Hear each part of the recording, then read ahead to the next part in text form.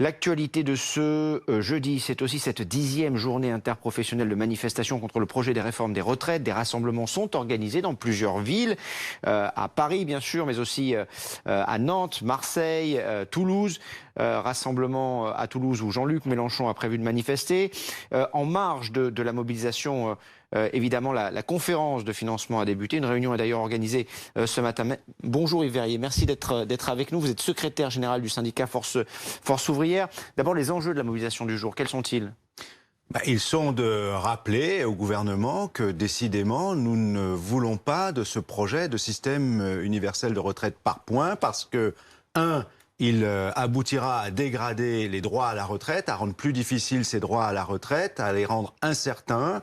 On nous parlait pendant très longtemps d'un âge d'équilibre. Ça avait démarré à 63 ans au mois de mars l'année dernière, puis c'était devenu 64 ans cet été. Et moi j'entends à l'Assemblée les 10 ambassadeurs de la majorité évoquer aujourd'hui l'avantage supposé de ce système universel de retraite par points parce que celles qui sont obligées d'attendre 67 ans, pourraient partir 2 ans plus tôt. Donc, en clair, et c'était l'étude d'impact, on est passé à 65 ans.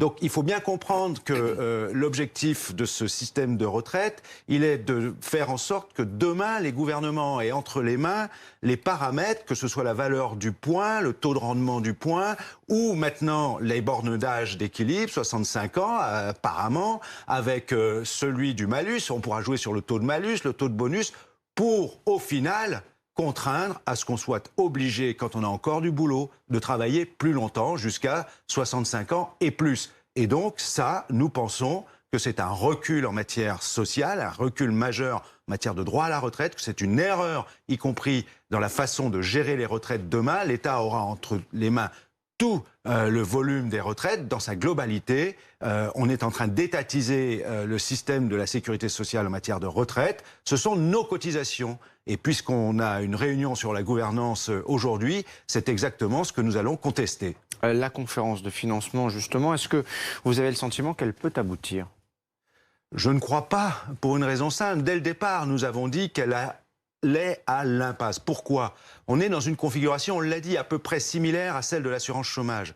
Le Premier ministre a cadré cette conférence de financement qui était demandée au passage par la CFDT, une organisation syndicale qui avait du mal à avaler l'histoire de l'âge d'équilibre, donc qui a demandé à ce qu'on puisse examiner les choses autrement. Donc le Premier ministre a concédé en quelque sorte cette conférence de financement, mais il a tout de suite refermé les portes puisqu'il nous a dit pas question de mesures qui conduiraient à augmenter le coût du travail. En clair, pas question d'examiner par exemple la suggestion du Conseil d'orientation des retraites, qu'on puisse négocier avec les employeurs une part d'augmentation de la cotisation qui permettrait de résoudre le problème de l'équilibre.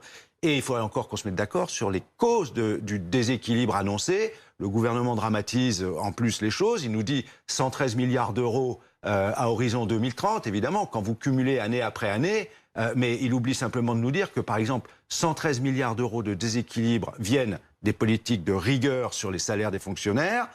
C'est le corps qui l'a dit, donc ça n'est pas une dérive des dépenses de retraite de la majorité des retraités ou du système dans son ensemble, loin s'en faut. Et les 113 milliards d'euros sur 10 ans, il faudrait les ramener aux 140 milliards d'euros chaque année d'aide publique aux entreprises. Et nous estimons qu'on peut regarder cet aspect des choses et voir comment on redistribue, on réoriente une partie de ces aides pour qu'on puisse négocier la hausse des cotisations qui résoudrait le problème et, du coup, ne justifie en rien qu'on réforme un système qui fonctionne, qui est solidaire et qui garantit une retraite aujourd'hui à tout un chacun, même si on peut améliorer les choses et qu'on a fait beaucoup de propositions pour les améliorer. Une question simple, Yves Verrier. Hier, la CGT a menacé de quitter cette conférence de financement, jugeant le compromis impossible. C'est votre cas également. Est-ce que vous allez, continuer à y participer ?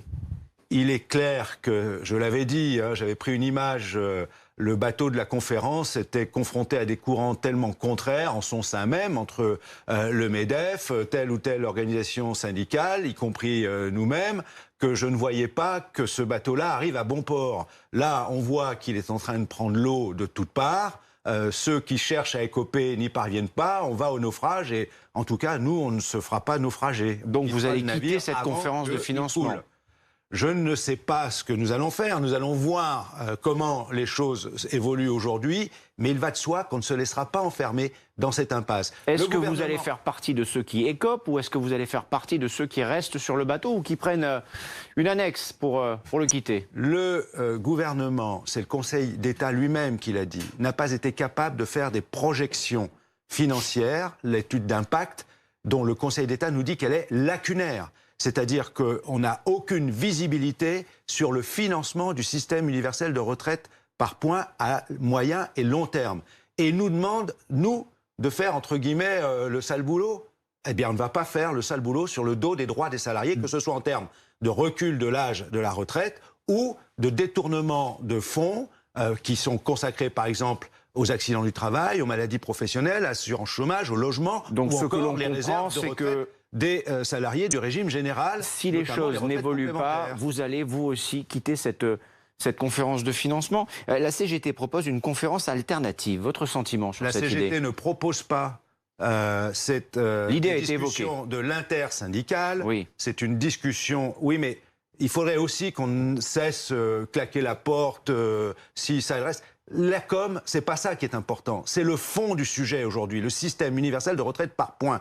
Moi, j'entends les ambassadeurs à l'Assemblée en ce moment nous répéter à longueur de débat les mêmes formules qui ne sont jamais démontrées concrètement sur les supposés. Alors, une conférence alternative, bonne ou mauvaise idée? Conférence alternative, oui. Nous y travaillons ensemble. C'est l'intersyndicale qui est en train de la préparer. On a une réunion ce matin. Qu'est-ce qu'elle permettrait, cette conférence, que la conférence actuelle ne permet pas? Ce que l'on veut démontrer, c'est que ce que le gouvernement ressasse à travers des formules générales n'est jamais démontré concrètement et qu'on peut regarder le système de retraite autrement que comme un simple outil de gestion financière entre les mains du gouvernement. Nous, ce que nous voulons, c'est faire la démonstration que notre droit à la retraite, celui surtout des générations à venir, en réalité, de nos enfants, de nos petits-enfants, peut être préservé, que c'est un enjeu social, de vie en société. Ça, on l'a compris, mais pourquoi ne pas le faire au sein de cette conférence? Pardon? On a compris quels sont vos objectifs, mais pourquoi ne pas le faire au sein de la conférence qui a débuté? Parce qu'au sein de la conférence, la seule chose qu'on nous demande, c'est de justifier qu'il faudrait, in fine, parce qu'on ne trouverait pas de solution alternative, dans la mesure où le gouvernement a enfermé le cadre de cette conférence, eh bien qu'il n'y aurait pas d'autre solution que de reculer l'âge de la retraite avec un âge pivot qui ira à 65, 66, 67 ans et plus, on l'a compris cela, et par ailleurs nous demander de cautionner, dans le cadre de la gouvernance en question, la mise en place du système universel de retraite dont on a expliqué précisément les raisons pour lesquelles il était dangereux en termes de droit à la retraite demain.